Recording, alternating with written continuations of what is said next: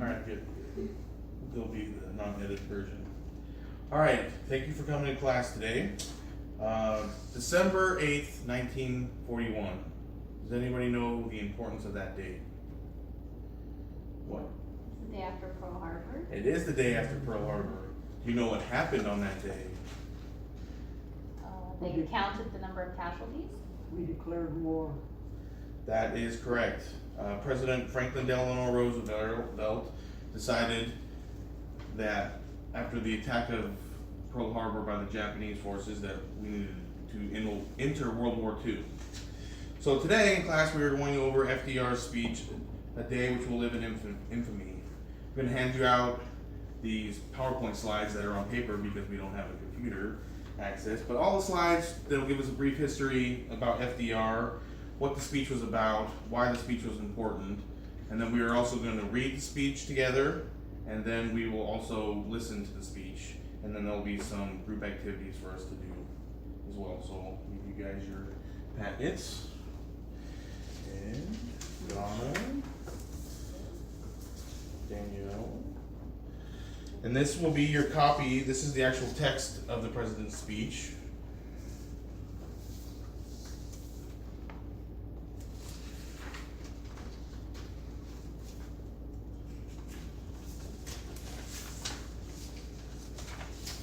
And then also, I brought some notes for you guys to take notes on. We're looking for the main ideas and the details of this speech to help us get what the main theme is going to be. So could I ask for a volunteer to read the speech for us? Danielle? I can't read out loud. The whole thing, huh? It's not very long. This? Yeah. Yesterday, December 7th, 1941, a date which will live in infamy, the United States of America was suddenly and deliberately attacked by the naval and air force of the Empire of Japan. The United States was at peace with that nation, and at the solicitation of Japan was still in conversation with its government and its emperor looking towards the maintenance of peace in the Pacific. Indeed, 1 hour after Japanese air squadrons had commenced bombing in the American island of Oahu, the Japanese ambassador to the United States and his colleagues delivered to our Secretary of State a formal reply to a recent American message. And while this reply stated that it seems useless to continue to existing diplomatic negotiation, it contained no threat or hint of war or of armed attacks. It will be recorded that the distance of Hawaii from Japan makes it obvious that the attack was deliberately planned many days or even weeks ago. During the intervening time, the Japanese government had deliberately sought to deceive the United States by false statements and expressions of hope for a continued peace. The attack yesterday on the Hawaiian Islands has caused severe damage to American naval and military forces. I regret to tell you that very many American lives have been lost. In addition, American ships have been reported torpedoed on the high seas between San Francisco and Honolulu. All right, Danielle, thank you. I'll stop you there. I'll continue. Yesterday, the Japanese government also launched an attack against Malaysia. Last night, Japanese forces attacked Hong Kong. Last night, Japanese forces attacked Guam. Last night, Japanese forces attacked the Philippine Islands. Last night, the Japanese attacked Wake Island. And this morning, the Japanese attacked Midway Island. Japan has therefore undertaken a surprise offensive extending throughout the Pacific area. The facts of yesterday and today speak for themselves. The people of the United States have already formed their opinions and well understand the implications to the very life and safety of our nation. As Commander-in-Chief of the Army and Navy, I have directed that all measures be taken for our defense, that always will our whole nation remember the character and onslaught against us. No matter how long it may take for us to overcome this premeditated invasion, the American people, in their righteous might, will win through absolute victory. I believe that I interpret the will of Congress and the people when I assert that we will not only defend ourselves to the uttermost, but will make it very certain that this form of treachery shall never again endanger us. Hostilities exist. There is no blinking at the fact that our people, our territory, and our interests are in grave danger. With confidence in our armed forces and the unbounding determination of our people, we will gain the inevitable triumph, so help us God. I ask that the Congress declare that since the unprovoked and dastardly attack by Japan on Sunday, December 7th, 1941, a state of war has existed between the United States and the Japanese Empire. Alright, so if you would grab your packets real quick, I'm going to go over a brief history of FDR. On the first page, second page, you'll see who is FDR. FDR, Franklin Delano Roosevelt, born January 30th, 1882. He was the 32nd President of the United States. He served 4 terms as president, and no other president in history has served more. And to this day, no other president can serve more than 2. He is known for leading America through one of its greatest economic depressions during World War II. Economic depressions and during World War II. The second page, you'll see a little bit more about the speech. As we mentioned earlier, it was delivered December 8th, 1941, which was the day after the bombing of Pearl Harbor by Japanese forces. The speech itself is considered one of the most important speeches ever given by a president to this very day. It's the speech heard around the world. All over the radio, 81% of the world listened into it. It was unprecedented, and to this day, nothing has matched that. The president's main purpose was a call to action to get the rallying forces of Congress and the American people behind the plan to implement war. If you look on the last page, we have a brief World War II timeline. You'll see that World War II actually started in 1939 when Germany invaded Poland, but the U.S. did not enter until almost 3 years later in late 1941 after the bombing of Pearl Harbor.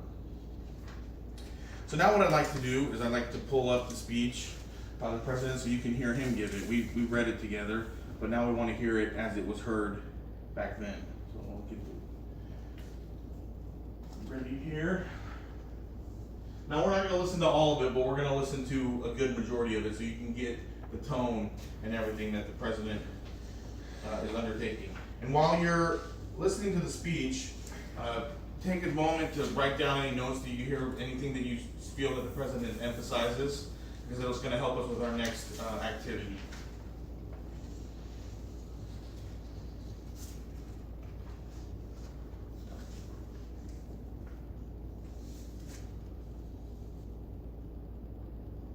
You guys hear that okay?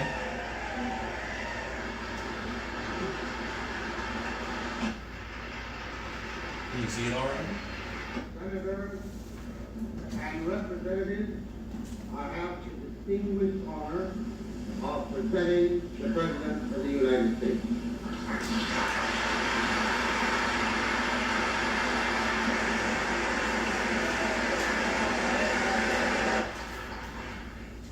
Mr. Vice President, Mr. Speaker, members of the Senate, of the House of Representatives, yesterday, December 7th, 1941, a date which will live in infamy. The United States of America was suddenly and deliberately attacked by naval and air forces of the Empire of Japan. The United States was at peace with that nation, and at the solicitation of Japan, was still in conversation with its government and its emperor, looking toward the maintenance of peace in the Pacific. The attack yesterday on the Hawaiian Islands has caused severe damage to American naval and military forces. I regret to tell you that very many American lives have been lost. In addition, American ships have been reported torpedoed on the high seas between San Francisco and Honolulu. As Commander-in-Chief of the Army and Navy, I have directed that all measures be taken for our defense, but always, with our whole nation, remember the character of the onslaught against us.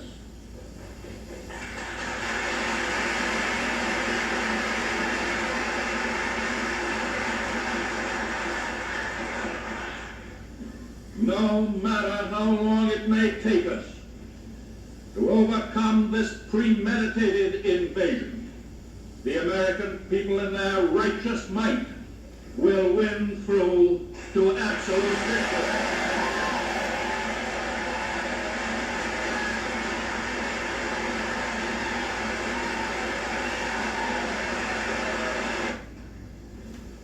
I believe that I interpret the will of the Congress and of the people when I assert that we will not only defend ourselves to the uttermost, but will make it very certain that this form of treachery shall never again endanger us.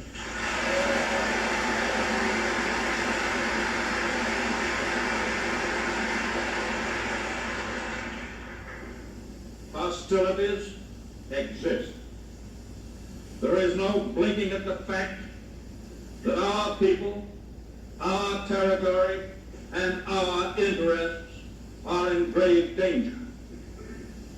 With confidence in our armed forces, with the unbounding determination of our people, we will gain the inevitable triumph, so help us God.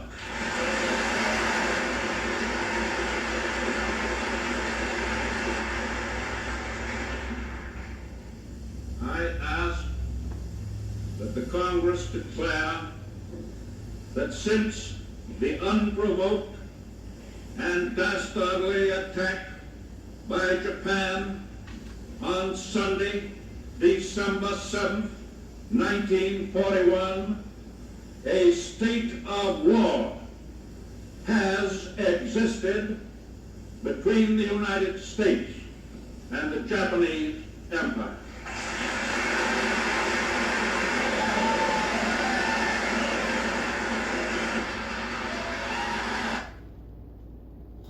All right, so you heard the speech from President Roosevelt. It'll start another one. We don't stop.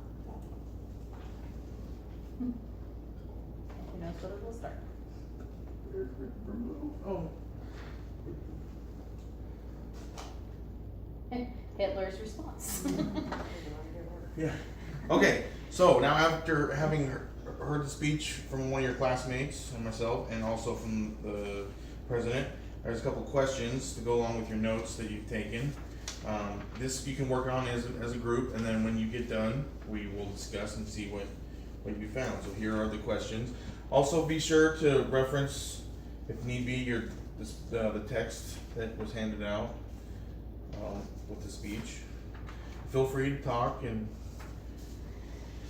you can use either the back of the page, your note page that you had, or the back of the text of your notes. So the questions are as follows.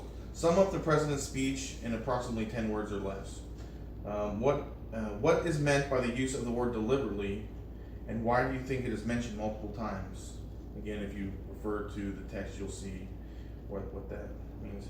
What is the president trying to accomplish with his speech? Basically, what is the main idea? What is the theme of the speech? And then also thinking about listening to the speech. How does hearing the speech from a fellow classmate and from myself differ from hearing the speech from the actual president? So go ahead and take a couple minutes and write down. You can just do it all together on one piece of paper if you want, and then we'll discuss it. You can be the note taker. Since I didn't take the notes. Right. Oh, slacker. I was watching. Oh, okay. Let's focus on the president. Okay, sum up the president's speech. In 10 words? 10 words or less. The We- rest of the board just, Japan. We as a nation have declared war. against, You got a against, picture of my pen doesn't. Get that fluffy thing out of the camera. against the Japanese Empire for their deliberate. Stop talking. Write that fast. Stop talking that word. Lousy secretary.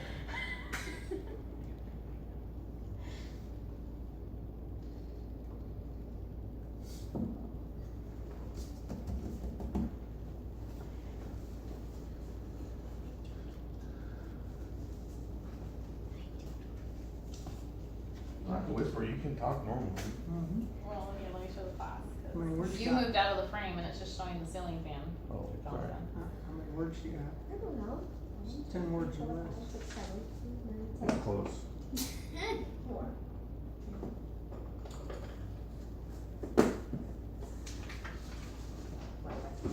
I doodle. I'm a bad student. Hey, where'd my sheet go? Did you steal my sheet? That's all my questions. Yeah. Sorry about that. Thank you, sir. Master. What is meant by the use of the word deliberately, and why do you think it was mentioned multiple times? Can I answer? Can I answer? Sure. Are you ready? No. I think it was meant to show the people that this was planned and that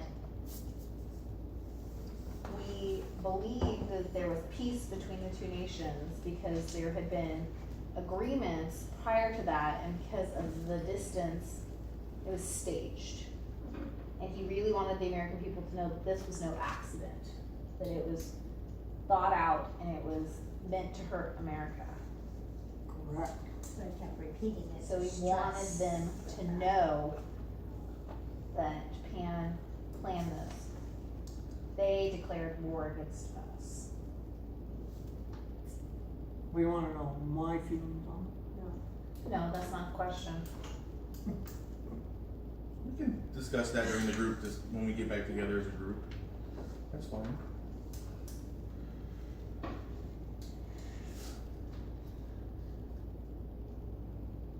Did you just answer 1 or 2? We answered 1 and 2. Thank you. And 3 or 4? No, we're working on 3. After the note taker. Oh dear, we ran out of room. Sorry.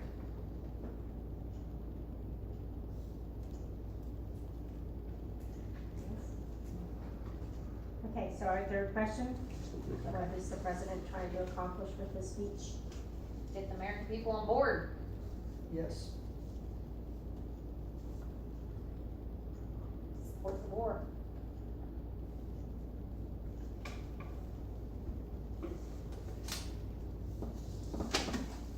Okay. Number 4.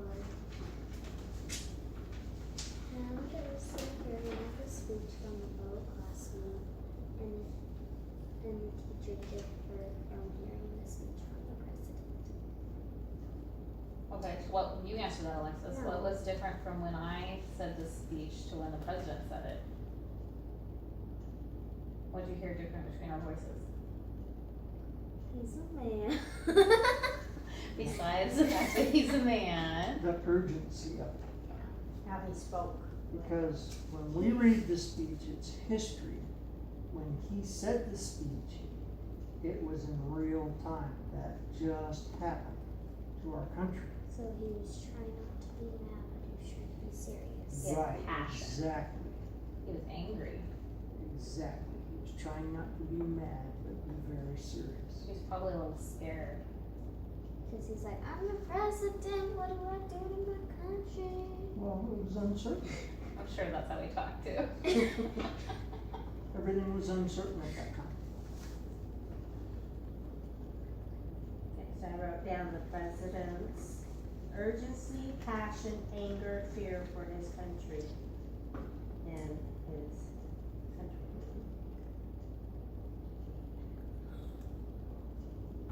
About the attack. I should have taken notes there a lot shorter. Hey, Nonviolence and caution. And this deliberate attack. That's right. so we finished? Sure. Maybe. Yes. She'll never be finished. I'm the wordy person. That's okay. That'll come in handy for the homework assignment. She's a straight A student. Homework.